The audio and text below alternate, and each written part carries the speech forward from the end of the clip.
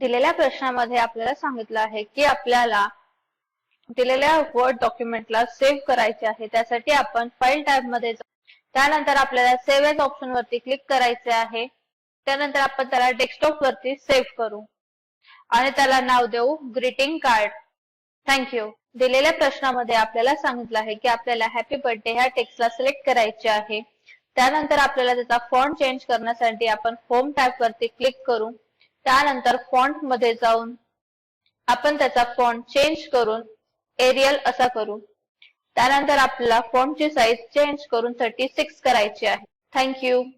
दिलेल्या प्रश्नामध्ये आपल्याला सांगितलं आहे की आपल्याला हॅपी बर्थडे ह्या टेक्स्टला सिलेक्ट करायचे आहे। त्यानंतर आपल्याला त्याला सेंटर अलाइनमेंट असं सेट करायचं आहे। त्यासाठी आपण होम टॅब वरती क्लिक करू आणि त्याला सेंटर मध्ये क्लिक करू। थँक्यू। दिलेल्या प्रश्नामध्ये आपल्याला सांगितलंय फाइल टॅब मध्ये जायचं। फाइल टॅब मध्ये गेल्यानंतर न्यू वर क्लिक करायचं। इथून ब्लँक डॉक्युमेंट घ्यायचंय। त्याच्यानंतर प्रश्नाला सबमिट करायचं।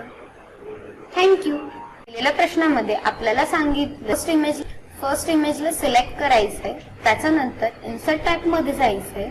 इन्सर्ट टॅब मध्ये गेल्यानंतर पिक्चर्स वर क्लिक करायचंय। आपल्याला त्या पिक्चरला रिप्लेस करायला सांगितलंय।